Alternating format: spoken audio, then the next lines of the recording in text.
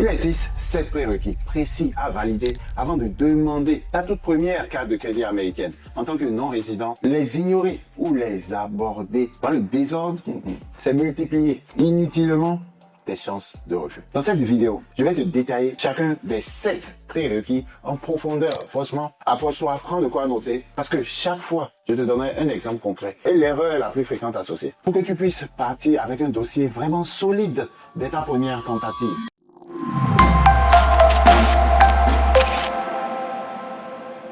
Premier prérequis et le plus fondamental, ton ITIN. On en a déjà parlé en détail dans une précédente vidéo de cette série. Donc, je vais ici en faire un résumé condensé mais complet. L'ITIN est ton identifiant fiscal américain en tant que non-résident, délivré par l'IRS, qui te permet d'exister administrativement dans le système financier américain sans avoir le statut de résident. Donc, déjà ça, c'est clair pour nous tous. Sans lui, aucune institution financière sérieuse ne traitera ta demande de compte ou de carte. Le délai moyen d'obtention se situe entre 6 semaines, donc 1 mois et demi, et 10 semaines, d'accord? Et la démarche peut être réalisée intégralement depuis n'importe où dans le monde. Donc tu peux être en Europe, en Asie, en Afrique, peu importe, sans te déplacer. L'erreur la plus fréquente associée à ce prérequis, sous-estimer l'exigence de cohérence entre les différents documents du dossier, ce qui peut entraîner un rejet et plusieurs mois de retard supplémentaires. Deuxième prérequis, disposer d'une adresse américaine valide et reconnue par les institutions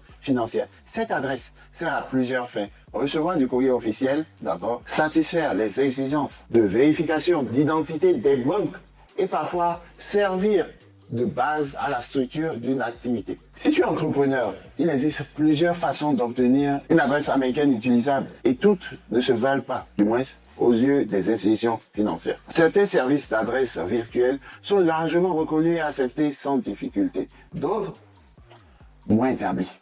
Ils peuvent générer des refus silencieux, sans qu'on comprenne toujours pourquoi le dossier n'avance pas. L'erreur la plus fréquente ici, choisir une adresse uniquement sur le critère du prix. J'en connais un, c'est trop cher, je cherche le moins cher. Donc, critère du prix le plus bas, sans vérifier sa comptabilité avec le type de démarche envisagée. Troisième prérequis, un compte bancaire américain. US. J'insiste, US. Parce que beaucoup de débutants pensent qu'un compte multiple devises, je les vois venir avec leur carte verte Wise ou la carte violette de Revolut suffit pour cette étape. C'est une erreur de compréhension qui coûte cher en temps perdu. Ces outils sont excellents pour transférer de l'argent à l'international.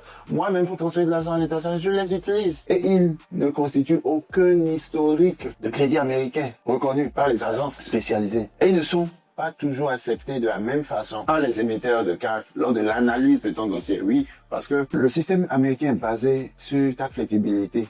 Crédit score. Donc, un véritable compte bancaire américain ouvert auprès d'une institution reconnue te donne accès à l'écosystème complet du système financier américain. Et c'est sur cette base que repose toute la suite de ton parcours. Laisse ton compte bancaire américain accumuler quelques mois d'activité cohérente, d'accord? Avant de te lancer dans une demande de carte. Parce que je vois beaucoup de personnes, ils manquent de patience. On a déjà détaillé pourquoi dans une vidéo précédente. Un compte avec des mouvements réguliers inspire objectivement plus confiance qu'un compte vide. Quatrième prérequis, laissez ton compte bancaire américain accumuler quelques mois d'activité cohérente avant de te lancer dans une demande de carte. On a déjà détaillé pourquoi dans une vidéo précédente. Si tu l'as pas regardé, je t'invite à aller le regarder ou je mettrai cela dans un coin de la vidéo. Un compte avec des mouvements réguliers inspire objectivement plus confiance qu'un compte vide, tout juste ouvert. Ce prérequis est probablement celui que les débutants impatients ont le plus de mal à respecter. Parce qu'ils demandent, contrairement aux autres, de simplement attendre plutôt que d'agir activement. L'erreur fréquente, vouloir précipiter cette étape par l'impatience et soumettre une demande de carte alors que le compte bancaire n'a que quelques jours ou quelques semaines d'existence. Cinquième prérequis, avoir une compréhension de base du fonctionnement du crédit score et de ce qui le fait progresser ou stagner. Tu n'as pas besoin d'être un expert technique. Tu dois comprendre au minimum que ce score évalue ton comportement de remboursement, pas ton patrimoine. Et que des facteurs comme le taux d'utilisation de ton crédit disponible jouent un rôle central dans son évolution. Cette compréhension de base te permet d'utiliser ta première carte de façon stratégique dès le départ, plutôt que de découvrir ces règles a posteriori, l'erreur fréquente, utiliser sa première carte sans aucune stratégie, comme on le ferait avec une carte bancaire classique européenne. Sixième prérequis, savoir précisément quelle carte cibler en premier, selon ton profil exact, plutôt que de demander au hasard la première carte dont tu as entendu parler. Cette stratégie dépend de plusieurs facteurs. Ton niveau d'historique bancaire déjà construit, ton profil salarié, freelance ou entrepreneur et tes objectifs à moyen terme. Une stratégie claire à ce stade t'évite de gaspiller une tentative de demande sur une carte adaptée à ta situation actuelle. L'erreur fréquente, elle est de viser directement une carte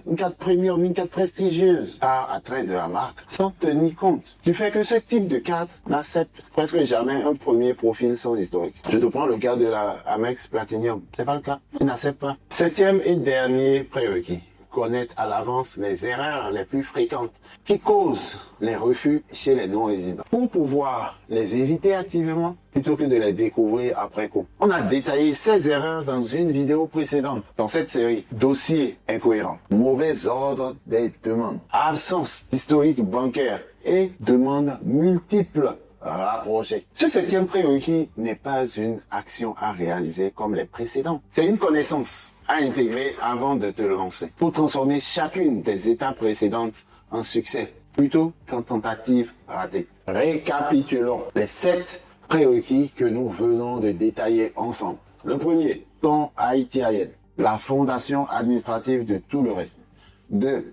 Une adresse américaine utilisable et recompte. 3. Un véritable compte bancaire américain, pas uniquement un outil multidevise. 4. Quelques mois d'historique bancaire construit avec patience avant la première demande. 5. Une compréhension de base du fonctionnement de Crédit Score. 6. Une stratégie claire pour cibler la bonne première carte selon ton profil. 7. La connaissance préalable des erreurs les plus fréquentes pour les éviter activement. J'ai rassemblé exactement ces 7 prérequis dans une checklist téléchargeable gratuitement pour que tu puisses cocher chaque étape avant de te lancer. Le lien est juste en dessous dans la description de cette vidéo. Et si tu veux être accompagné concrètement sur chacune de ces étapes, la communauté cartusa.com t'attend. À très vite pour la suite de cette série de vidéos.